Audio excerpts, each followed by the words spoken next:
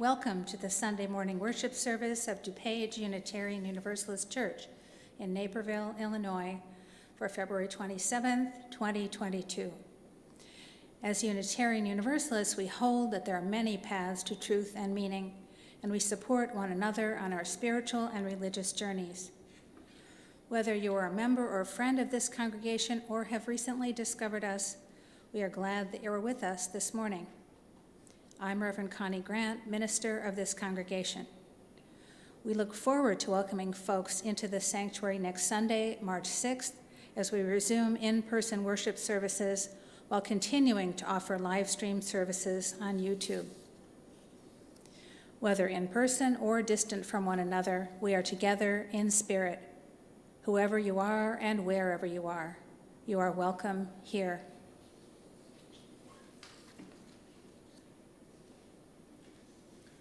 Good morning.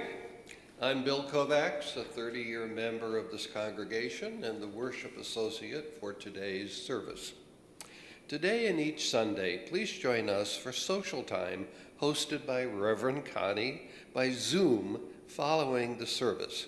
It will be from 11:30 until noon.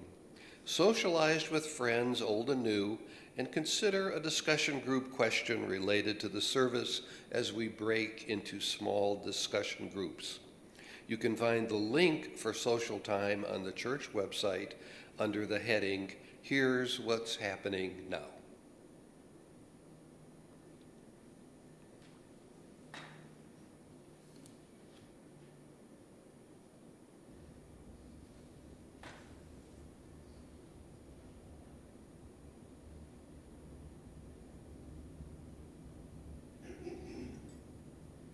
The chalice lit in our midst is a symbol of our liberal faith, a faith built on the foundation of freedom, reason, and tolerance, a faith sustained by acts of kindness and justice, a faith that visions a world flourishing with equality for all her people, a faith that demands the living out of goodness, a faith that requires thoughtfulness, a faith of wholeness.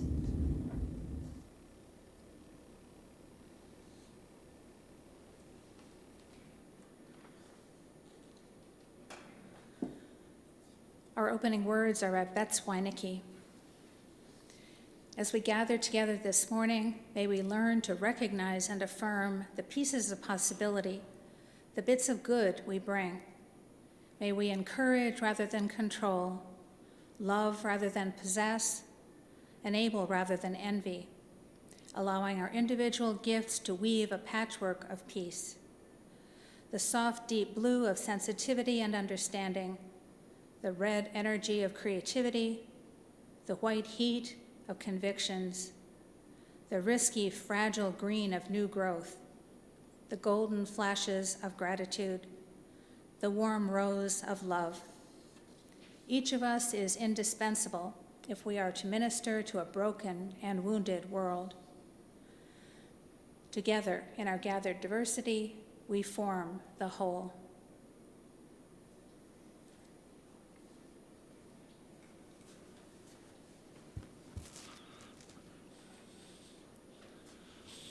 It is time to gather. Today's story is about how we react to people who are different than us. The story is Each Kindness by Jacqueline Woodson. That winter, snow fell on everything, turning the world a brilliant white. And one morning, as we settled into our seats, the classroom door opened and the principal came in. She had a girl with her, and she said to us, "This is Maya." And Maya looked down at the floor, and I think I heard her whisper, "Hello."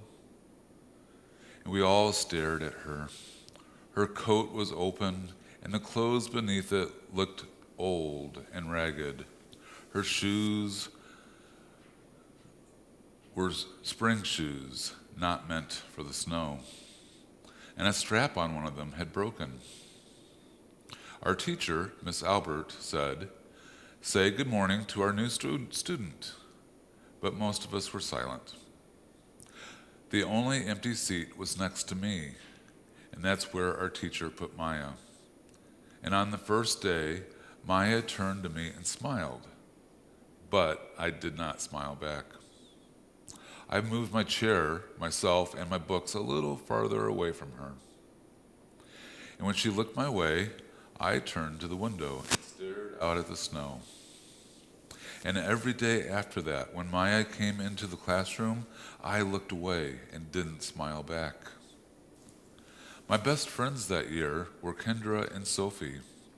And at lunchtime, we walked around the schoolyard, our fingers laced together, whispering secrets into each other's ears. And one day, while we were near the slide, Maya came over to us, and she held open her hand to show us the tiny jacks and tiny red ball she had gotten for her birthday. "It's a high bouncer," she said, but none of us wanted to play. So Maya played a game against herself. That afternoon, when we got back into the classroom, Maya whispered to me, "Bet you can't guess who the new Jacks champion of the world is." Behind me, Andrew whispered, "Chloe's got a new friend. Chloe's got a new friend." "She's not my friend," I whispered back. The weeks passed. Every day, we whispered about Maya, laughing at her clothes, her shoes, the strange food she brought for lunch. And some days, Maya held out her hand to show us what she had brought to school: a deck of cards, pickup sticks, a small tattered doll. And whenever she asked us to play, we said no. The days grew warmer and warmer. The pond thawed. Grass began growing where snow had once been. And one day, Maya came to school wearing a pretty dress and fancy shoes. But the shoes and the dress looked like they belonged to another girl before Maya. "I have a new name for her," Kendra whispered. "Never Knew." Everything she has came from a secondhand store. And we all laughed, and Maya stood by the fence, and she was holding a jump rope, but did not come over to us to ask if we wanted to play. And after a while, she folded it double and rolled it around each hand and started jumping. She jumped around the whole schoolyard without stopping. She didn't look up once, just jumped, jumped, jumped. The next day, Maya's seat was empty. And in class that morning, we were talking about kindness. And Miss Albert had brought a big bowl into class and filled it with water. And we all gathered around her desk and watched her drop a small stone into it. Tiny waves rippled out away from the stone. "This is what kindness does," Miss Albert said. "Each little thing we do goes out like a ripple into the world." Then Miss Albert let each of us drop the stone in as we told her what kind things we had done. So Joseph had held the door for his grandmother. Kendra helped change her baby brother's diaper. Even mean old Andrew had done something. "I carried teacher's books up the stairs," he said. And Miss Albert said it was true. And I stood there, holding Miss Albert's rock in my hand, silent. "Even small things count," Miss Albert said gently. But I couldn't think of anything and passed the stone on. Maya didn't come to school the next day or the day after that. And each morning, I walked to school slowly, hoping this would be the day Maya returned. And she'd look at me and smile, and I promised myself this would be the day that I smiled back. "Each kindness," Miss Albert had said, "makes the whole world a little bit better." But Maya's seat remained empty, and one day, Mrs. Albert announced to the class that Maya wouldn't be coming back. Her family had to move away, Miss Albert said, and then she told us to take out our notebooks. It was time for spelling. That afternoon, I walked home alone. When I reached the pond, my throat filled with all the things I wish I would have said to Maya, each kindness I had never shown. I threw small stones into it over and over, watching the way the water rippled out and away, like each kindness, done and not done. Like every girl somewhere holding a small gift out to someone, and that someone turning away from it. I watched the water ripple as the sun set through the ripples, and the chance of a kindness with Maya became more and more forever gone.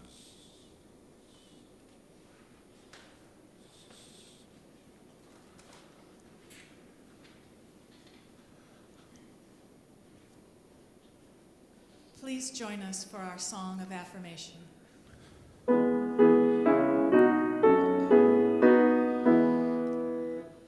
Ours be the poems of all tongues, all things of loveliness and worth, all arts, all ages, and all songs, one life, one beauty on the earth.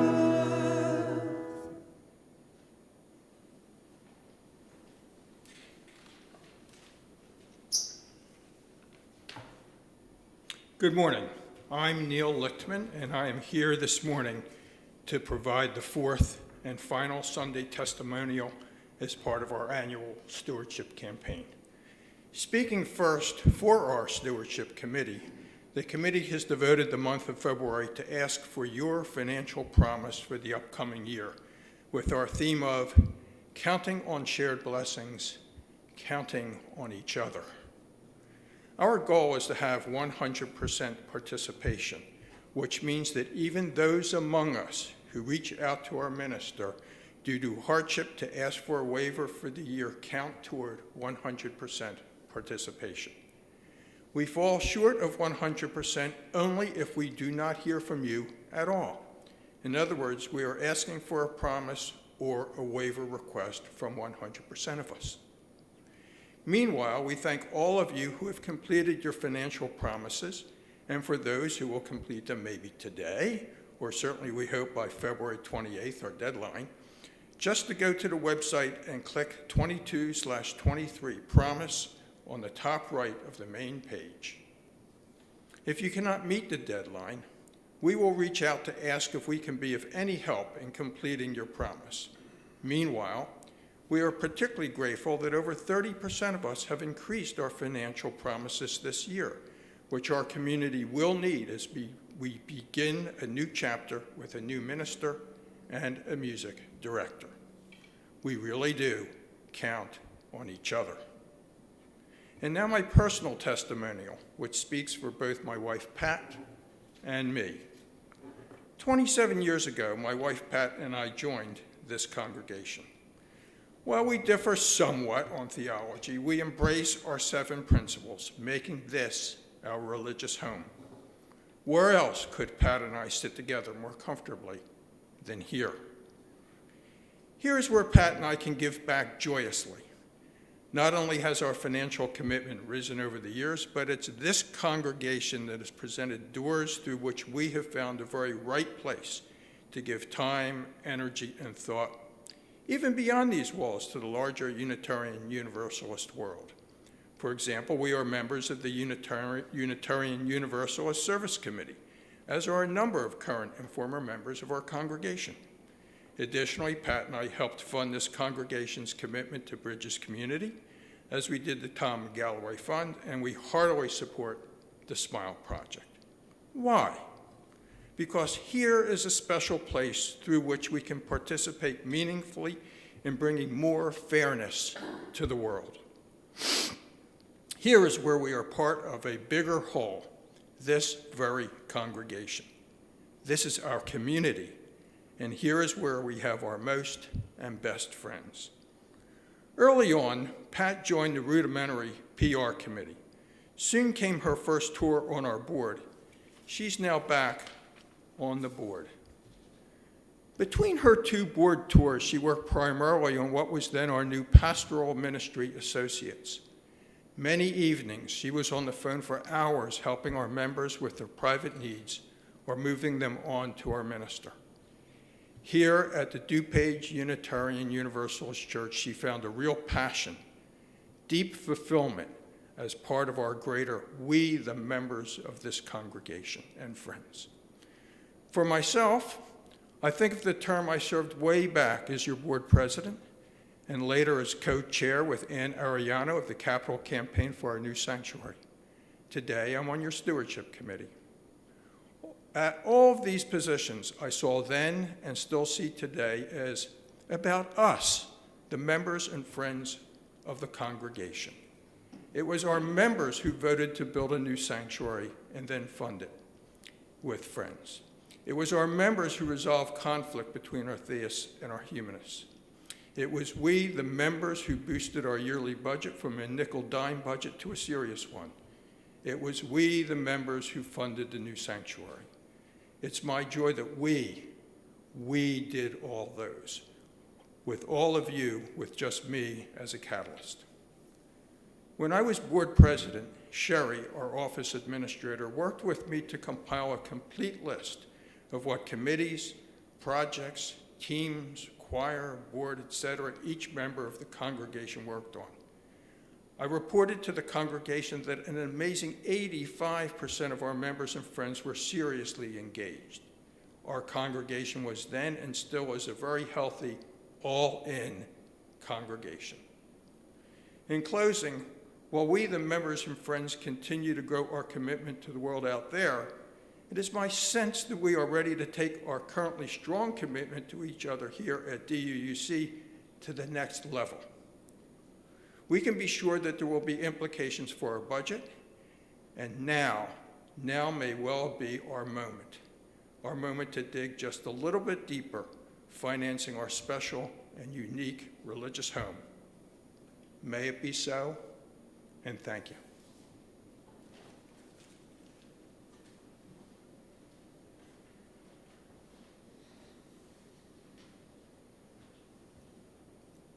Please join us in hymn number 155, Circle Round for Freedom.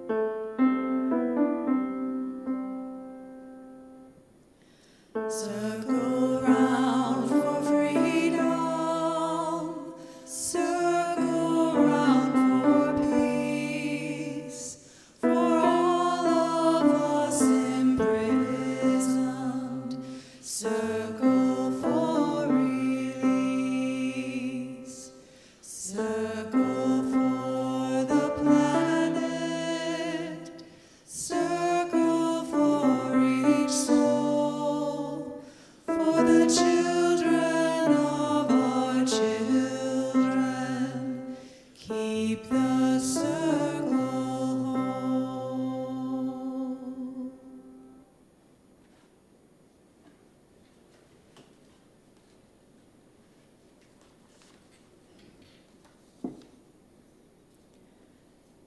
We hold each other in our hearts and minds with all our joys and all our sorrows.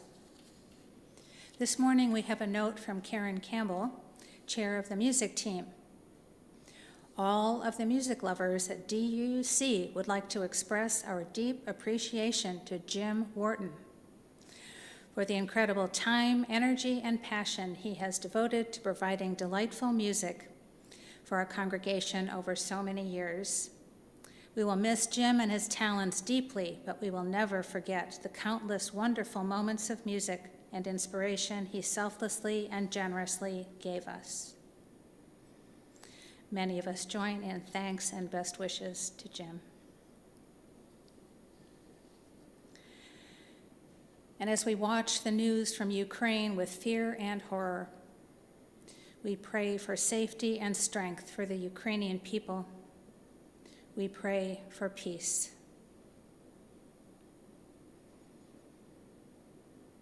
We remember those who are experiencing losses of various kinds and those facing health challenges. We are aware that many are faced with heightened difficulties presented by these times that continue to be challenging for all. Even when the cares of the world weigh on us, may we find joy in our connections with each other and in the pleasures that life holds. Let us care for one another and for ourselves in all the ways we can. As we hold each other in our hearts and minds with all our joys and all our sorrows, whether spoken or unspoken, let's take a moment to be quiet together.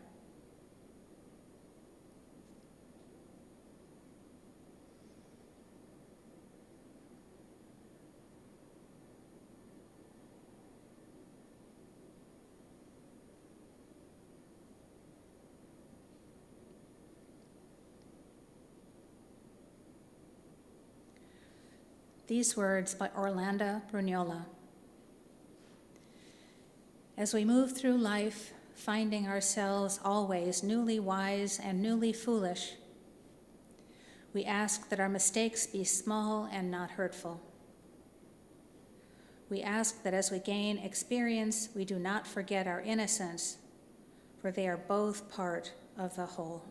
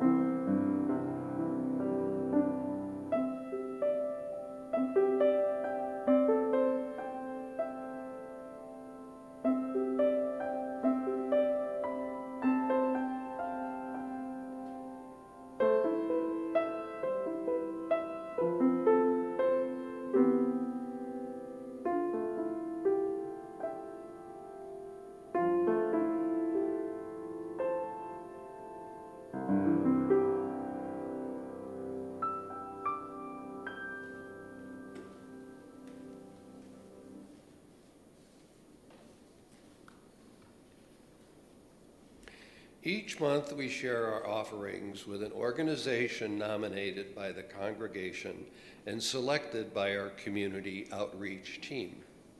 In February, our special offering will benefit the Tom Galloway Scholarship Fund at the College of DuPage. Tom Galloway was the first Black president of DUUC. This scholarship supports Black students at the College of DuPage. The DUUC Special Collection pays about 1/3 of the annual tuition for one scholarship recipient. The money can also be used to obtain access to computers, purchase textbooks, or help with living expenses. We have been supporting this cause for 23 years. Donations to support the Tom Galloway Scholarship Fund and DuPage Unitarian Universalist Church can be made through the church website or by mailing a check to the church office. Contributions are given and received in a spirit of generosity and gratitude.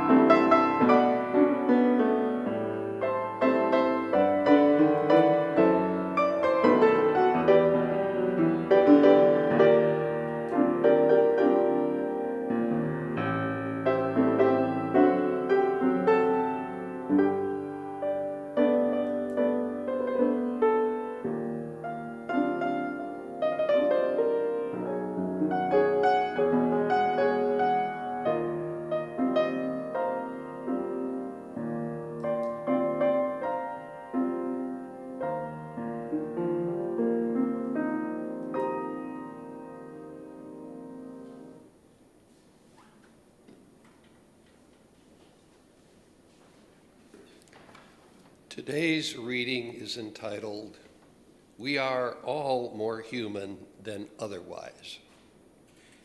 The human race is a vast rainbow bursting into a view of white and black, red, yellow, and brown. Yet for everybody, blood is red, the sky is blue, the earth is brown, and the night is dark. In size and shape, we are a varied pattern of tall and short, slim and stout, elegant and plain. Yet for everyone, there are fingers to touch, hearts to break, eyes to cry, ears to hear, mouths to speak a variety of languages. In tongue, we are a tower of Babel, a great jumble of voices grasping for words, groping for ways to say love, peace, pity, hope. Faiths compete, claiming the one right way. Saviors abound, pointing to one way to salvation. Not all can be right, no one. We are united only by our urge to search. Boundaries divide us, lines drawn to mark our diversity, maps charted to separate the human race from itself. Yet, a mother's grief, a father's love, a child's happy cry, a musician's sound, an artist's stroke, all batter the boundaries and try to shatter the walls. Strength and weakness, arrogance and humility, confidence and fear, all live together in everyone, reminding us that we share our common humanity. We are all more human than otherwise.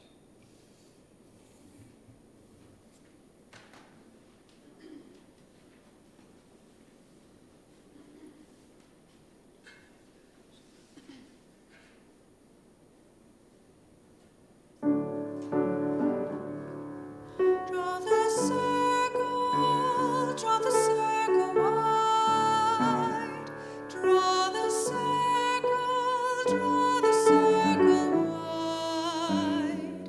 No one stands alone, we'll stand side by side. Draw the circle wide. Draw the circle wide.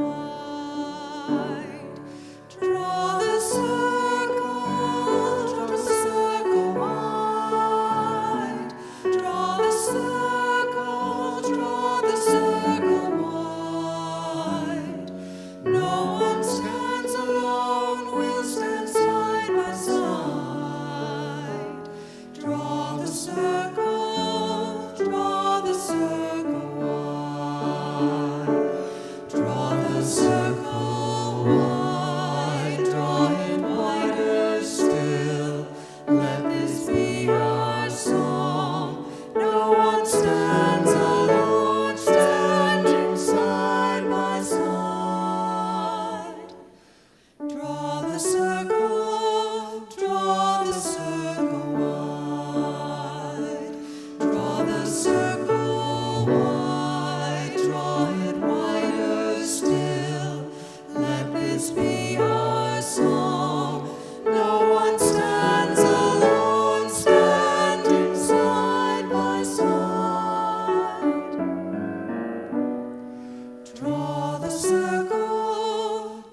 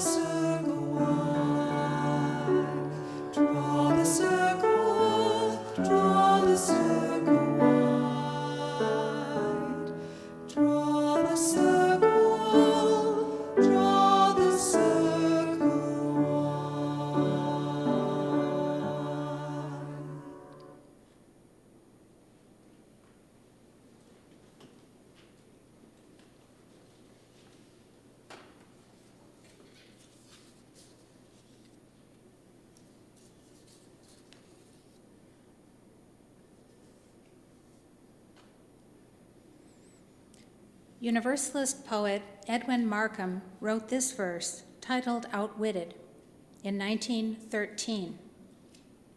He drew a circle that shut me out, heretic, rebel, a thing to flout, but love and I had the wit to win.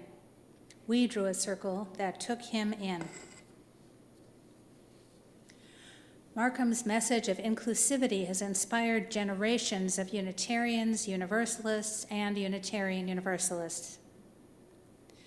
As interpreted in the religious education curriculum Faithful Journeys, the poem is about a person who told the writer he could not belong. He was not allowed to join in the circle. By being smart and loving, the writer of the poem drew a new circle to include everyone. Heretics and rebels are welcome in our Unitarian Universalist circles. Who else is welcome? Who is included in our inclusive circle? Do we welcome? Do we know how to welcome? Socioeconomic diversity, diversity in gender identity, diversity in affection, diversity in racial identity, diversity in abilities, intellectual and physical, diversity in theology. And what does diversity mean?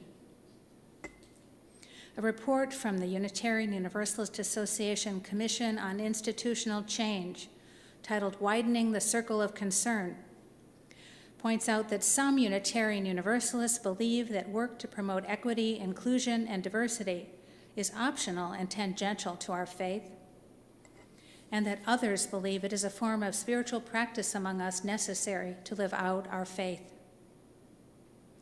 In rereading the report recently, I was struck by these words from an essay by Mary Byron titled, The Joy in the Spiritual Work.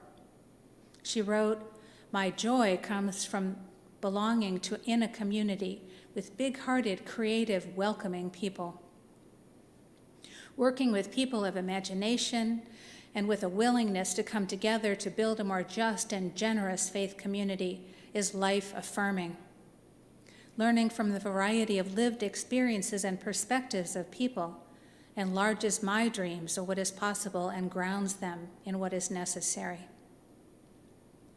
It has long been observed that in our congregations, white culture is considered to be the norm, and people of color are expected to assimilate into this white culture. How do we learn to embrace true diversity, the diversity that already exists and the diversity that is yet possible? How do we embrace not just people like us, or even people we like, but people like us?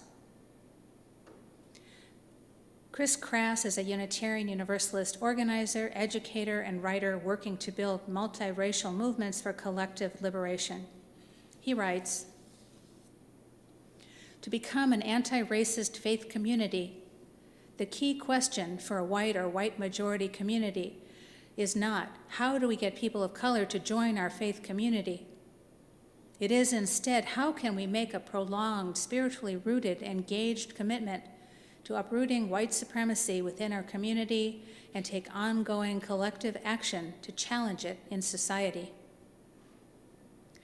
Our goal," he writes, "is not to have white people sit alongside a person of color so as to affirm that those white people aren't racist. Our goal is to build and be part of beloved community, united to end structural oppression and unleash collective liberation in our faith communities, schools, neighborhoods, workplaces, and throughout society.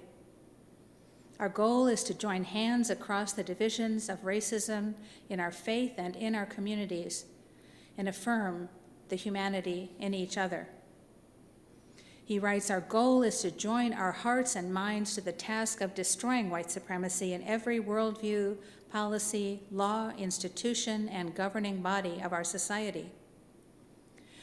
For our faith communities to be places of healing from the nightmare of racism that haunts people of color and white people. For our faith communities to be places of nourishment, sustaining the multiracial struggles of our people to advance economic, racial, and gender justice. For for our faith communities to be part of the continual process of working within the movement as part of the journey to end oppression in society. For our faith communities to raise our children of all backgrounds to be freedom fighters and practitioners of liberation values. Our goal is for our faith communities to be spiritually alive, learning from and contributing to liberation cultures and legacies. For our faith communities to be welcoming homes for people of all colors, sexualities, classes, ages, abilities, genders, and citizenship statuses. For our faith communities to regularly invite us into and prepare us for courageous action, for collective liberation, held in loving community for the long haul. And Chris Crass concludes, may our faith communities be active agents in the world to help us all get free together. It's not enough to say we welcome all. We need to examine how we do that. How do we need to change ourselves so that people of diverse backgrounds might choose to become part of us? Mark Morrison Reed, Unitarian Universalist minister and historian of the Sankofa Project at Meadville Lombard Theological School, has written about the perversity of diversity. Pursue diversity and you invite change, he writes. Can we widen our circle to include voices we have not heard before, music that has not yet reached our ears, stories that have been untold among us? How do we move from diversity as abstraction to diversity as recognition of each other in our full humanness, with our own human identities and expressions? How do we honor each other's experiences and ideas? Can our goal as Unitarian Universalists truly be to create a Unitarian Universalism that can welcome the questions, gifts, and talents of all who are attracted by this faith tradition? Unitarian Universalist minister Eric Walker Wickstrom writes that the purpose of religious community is to help its people grow. We do this through encounters with the unknown, in ourselves, in one another, in the other, whoever that might be for us, however hard that might be, because these encounters have many gifts to offer.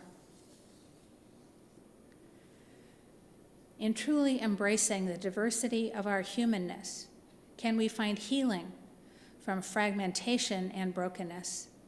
Can we find wholeness? We are called to diversity. We are called to wholeness. And our closing hymn will be number 1074, Turn the World Around. You may recognize this as the same song we sang as our closing hymn last week. Harry Belafonte told about how he discovered the song in Africa, in Guinea. He said, I went deep into the interior of the country, and in a little village I met with a storyteller. That storyteller went way back in African tradition and African mythology and began to tell this story about the fire, the sun, the water, the earth. He pointed out the whole of these things put together turns the world around, that all of us are here for a very, very short time. In that time that we're here, there really isn't any difference in any of us if we take time out to understand each other. And Harry Belafonte expresses the question, do I know who you are or who I am? Do we care about each other? Because if we do, together we can turn the world around.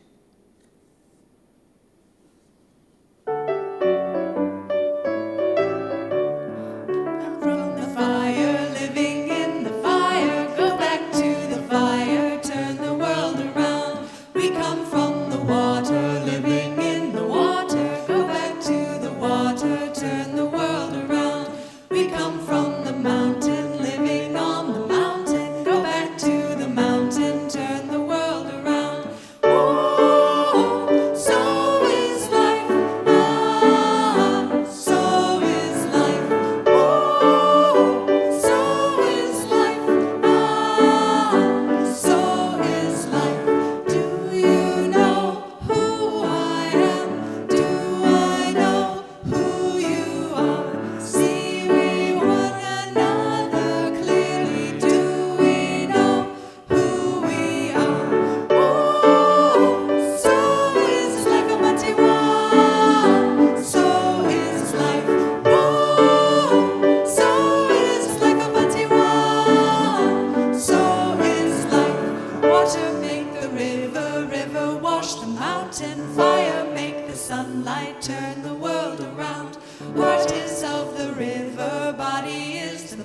and Spirit is the sunlight, turn the world around.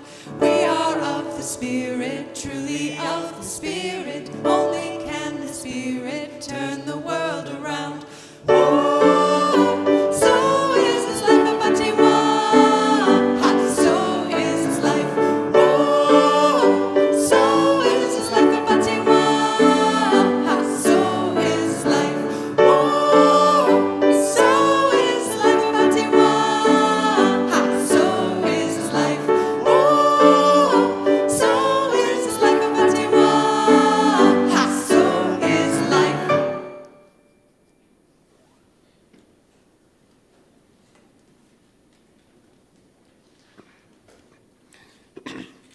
We extinguish this flame, but not what it means. We become beacons of truth, spreading its warmth to others, glowing bright with passion for life and love of justice.